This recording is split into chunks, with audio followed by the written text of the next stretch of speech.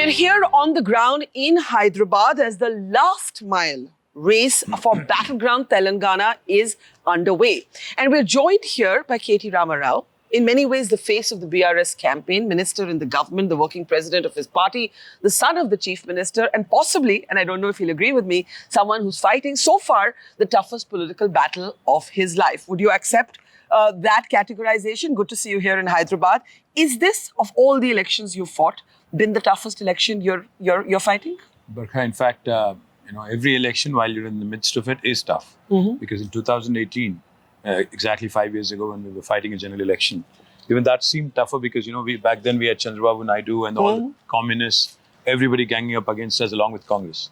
This time, the communists have joined, at least one communist party, that is CPI, has joined Congress.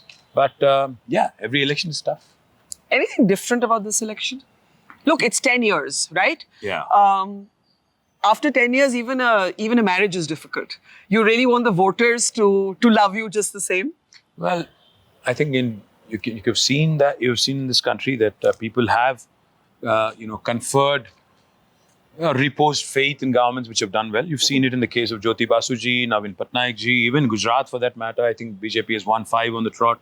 So I think people are kind that way. I think we will not have any big problems. But your legislators are facing a degree of anti-incumbency. There's an internal assessment, I know from people who study your party carefully, that at least 25 of your legislators are facing a degree of anger among people. Often we see the leader is popular, but his or her MLAs are not. Are you confronted with that challenge in this election? The challenge is always there. I mean, the fatigue factor that you talked about, for an incumbent legislator is always going to be there. But the fact is, end of the day, I think people are more interested in looking at who's going to be running the state. I mean, the Congress party here, the BJP here have no chief minister candidates yet. I mean, of course, that's their prerogative. But in our case, our chief minister is a super popular chief minister who's done very well. He's done a wonderful job on both development and welfare. So I don't see much of a challenge that way. I mean, the fatigue, the anti-incumbency against MLAs, आजकल क्या हो गया, instant gratification का ज़माना है. तो कभी कभार एक बार क्या होता है, in spite of doing very well on number of counts. I mean, if I have to reel out a few things quickly on what all we've achieved, we're the first state in the country to have provided a portable drinking water connection to every home. That inspired Har Ghar Jal, by the way, Mission Bhagirath. We are, in fact, the state with the highest per capita income in the country now. We were ranked quite low in the past, in the 15th rank. Now we are number 1. In paddy production, today we are number 1, surpassing Punjab and Haryana from a 14th rank to number 1. So a number of counts we have done exceedingly well. And we have initiated a number of development and welfare measures which are super popular, which have been inspiring other parts of India and also union government. So while there is some fatigue, I think end of the day, I think our popularity, our party leaders' popularity exceeds and eclipses a lot of these negativities. I'll come to the economic and social indices a little later in our conversation because I know there's a lot to unpack there and you've rattled off some of those numbers. There are other numbers that the opposition is using against you. So more on that later. Let me ask you the broad political question. The one narrative that the Congress is using against you is that somewhere you've got a covert understanding with the BJP, right?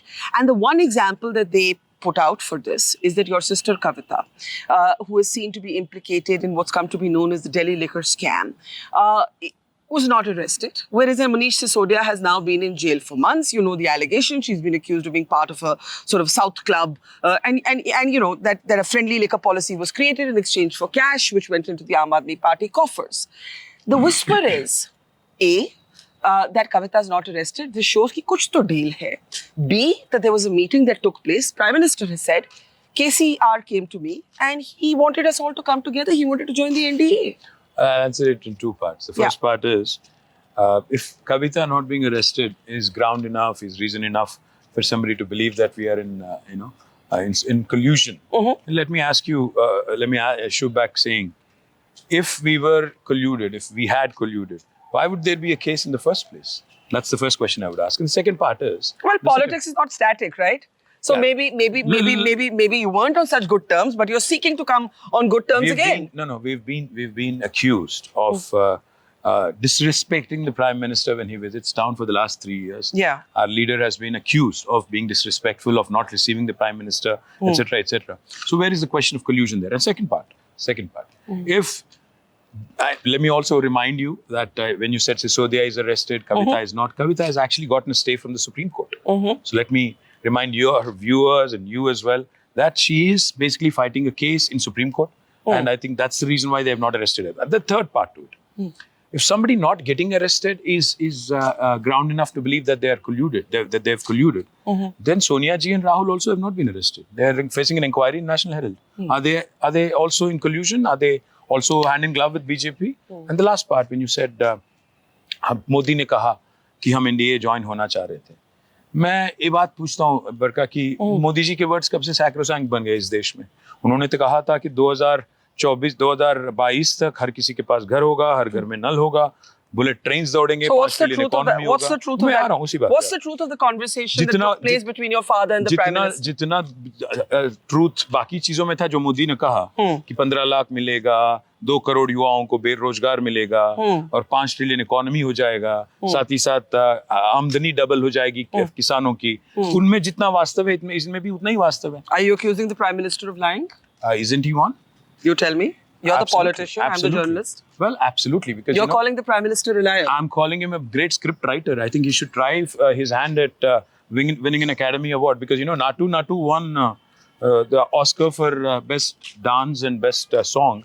I think the Prime Minister is capable of winning an Oscar for best script writing. So what happened in that conversation? That I think meeting it is- meeting did take place, right? Between your father and the Prime Minister. The Prime Minister and the Chief Minister meeting each other is quite normal. I mean, these are two institutions, you know, which have to be in sync, which have to work in sync.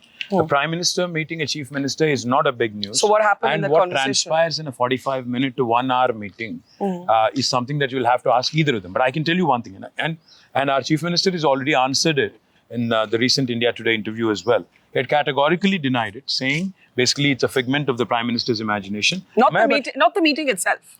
The meeting they've met number of times. Yeah. Right. Now, what the Prime Minister alludes to is a meeting that happened 2.5 So years what is ago. the truth of the conversation according to you? Absolutely, Okay. absolutely rubbish, because it is not something that we mooted. And also, let me tell you, हमें कोई पागल कुत्ता ने नहीं काटा है कि कोई एनडीए में जाके ज्वाइन हो जाएंगे, क्योंकि एनडीए है कौन एनडीए में? एनडीए में अगर कोई है तो उसमें है सीबीआई, ईडी, आईटी और बीजेपी, और कौन है? और वो डूबती नावा है। डूबती कहाँ से? It is on the national stage. It is the strongest political party in recent memory. डूबती कहाँ से? At least for now. But I think if people are able to see through the designs, in 24, we are quite confident that BJP will be shown the door. And 100% we feel that we have a good chance of coming back in Telangana. We'll win significant number of seats here. We'll enter Maharashtra. We'll win some parliament seats there as well. And come to Delhi and basically try and see how we can enforce a coalition which is secular. So more questions for you as we hit the campaign trail with you. But I have one question on the Prime Minister. You're saying there's no truth to the Prime Minister's Absolutely claim not. And that if your there party was, and if your there was, father, yeah, if there was, then why did it take Prime Minister 2.5 years of sweet time to come out and talk about it? Because 2.5 years later, he suddenly got a brain flash or a brain wave and said, okay, मैं अभी बताऊंगा जाके तेलंगाना। 2-2.5 साल क्या कर रहे थे? Your party has supported the centre on key legislation. So did Congress. So what? So did Congress. Congress supported GST. Congress supported a number of other legislations. We rejected farm laws. We voted against the Citizen Amendment Act. We voted against, we openly came out against Uniform Civil Code. So? And today you regret supporting the abrogation of 370 in Kashmir. Absolutely. What made you change your mind? Well, I think in hindsight, because when they said they will restore statehood expeditiously, we took it at face value, and that did not happen. And I think it's a mistake in hindsight. And you why did you make that mistake, you think, Like at that I said, time? at that point in time, it was cited as a bill that will, for a short term, they would abrogate, create a level playing field. So your and then go problem is back. not the abrogation of 370. Your problem is the denial of statehood. If that comes back, would Well, I think in that this- vote have still been a mistake? The thing is, in this country, if you think about it for a minute, where union territories are becoming states, and we are a party that fought for statehood. So for us, we understand the value of autonomy and being a statehood in a federal structure. And when that is denied to the people of Kashmir, definitely I believe it's a mistake. Well, lots more to ask K.T. Rama Rao. We're going to be hitting the campaign trail with him. We are headed towards the area of Kamareddy, where his father, the Chief Minister, is going to be contesting as his second seat. We'll be joining the road show and taking a chopper ride with KTR as we continue to grill him in Battlefield Telangana.